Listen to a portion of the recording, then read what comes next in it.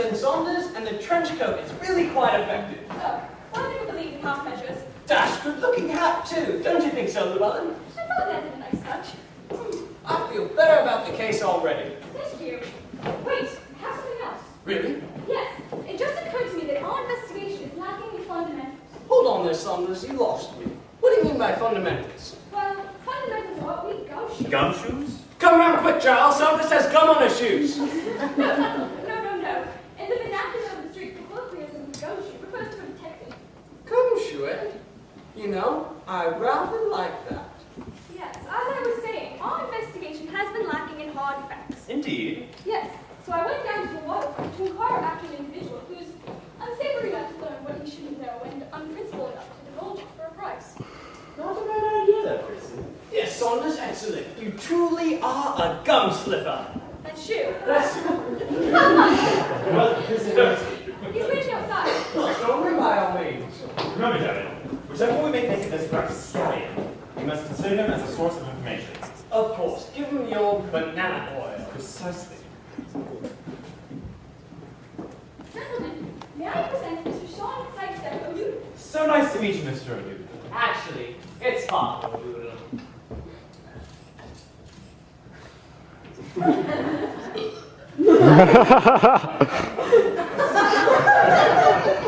Father? Are you a priest? As sure as the 14 apostles. There's only 12 apostles. Well, we're a progressive church. Actually, before becoming ordained, so to speak, he was in prison for 5 years. Prison? Is that true, Mr. O'Doodle? Were you incarcerated? Incarcerated, he says. No,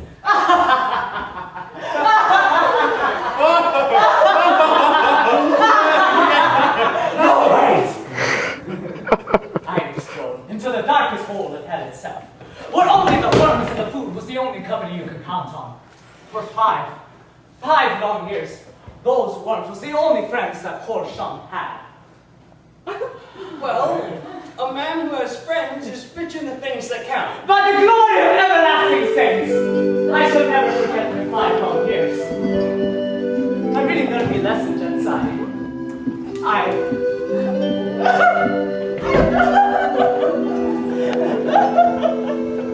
Would you like my handkerchief? Oh, see my son.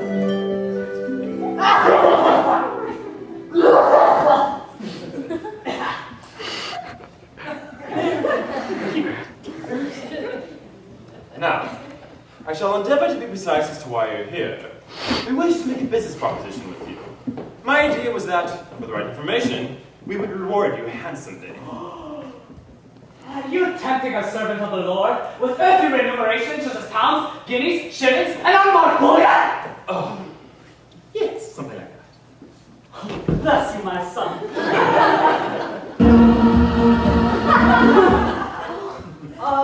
But for now, we'll think of it as a contribution. Fine. How's £10? A right fine contribution. Good. Now, are you aware of any recently misplaced shipments of ancient Siamese bone china? Come on, son.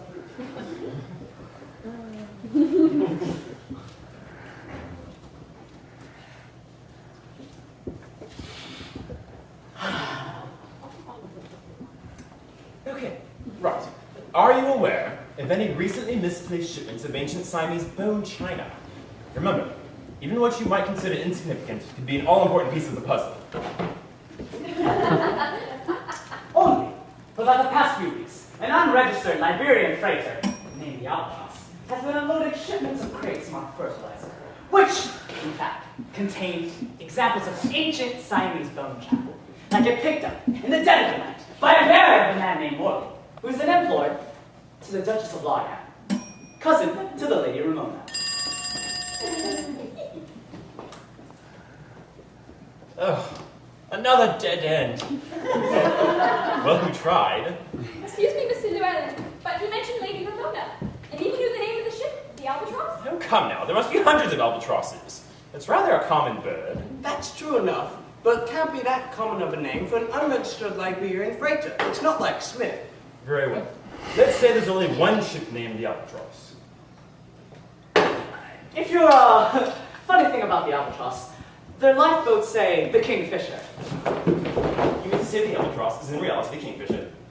That's exactly what I meant to say. We're making progress, it seems. Except for the fact that their life preservers say the Herring. Right, so the Albatross, which we thought was the Kingfisher, is in reality the Herring. Now think carefully, Mr. Review. It's actually about to eat. You haven't forgotten anything. That's it.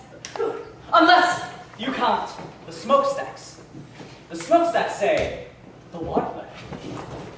This ship has more bloody names than the London Directory. And all the names of birds. I don't know what to make of it. Well, perhaps the secret code. I remember once reading a poem by the American Edgar Allan Poe. If you pick up the first letter in each line of the stanza and arrange them in order, they contain a message entirely different from the poem itself. Sounds like a dashing silly idea if you ask me. I mean, what would you get? A-K-H-W? What the deuce is that supposed to mean? Why, of course. Hawk. They spell hawk. It's another damn bird. There's your pull for you, Prissy. The man was a drug addict. If you're wanting to ask about the ship, I suggest you inquire to the Duchess of Lorraine. But, now, if you excuse me, gents. See here, O'Neill. How can we get in touch with you? Don't worry, my son. If you need me, you'll find me.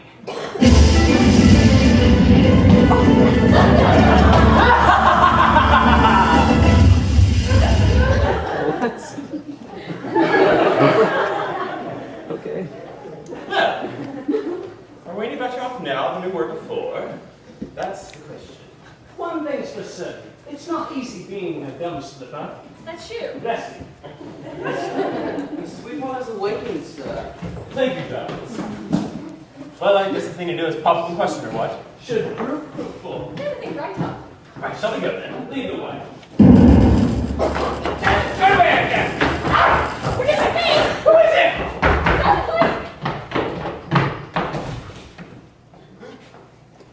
It's Miss Sweetwater. Seems to have fallen down the steps. Or being pushed!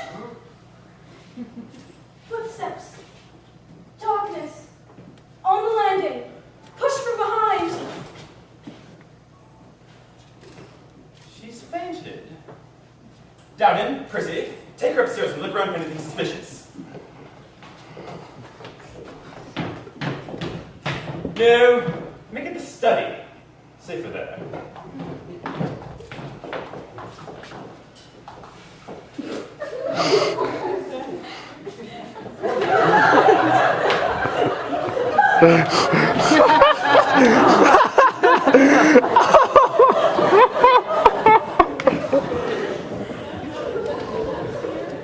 Like this a bit, Llewellyn. The assailant has obviously invaded our very home. Someone must want to shut her up. But who? The question is, how much longer will Miss Sweetwater's not come back? No. The question is, what was the trajectory of Miss Sweetwater's body as it was pushed from the landing? By calculating the distance from the top of the landing to the first point of impact at the bottom, we can ascertain the direction from which she was shot, and the approximate size of the assailant. What would you suppose Miss Sweetwater's weight to be? 8 stone or thereabouts. Does that really help? It is essential. Now, if we could just find someone of approximately the same size. Miss Sweetwater's resting comfortably, sir. Oh, Giles. Sir, Afraid we'll need your assistance. How much do you weigh? way, sir. Yes, weigh. Hopefully 10 stones wide.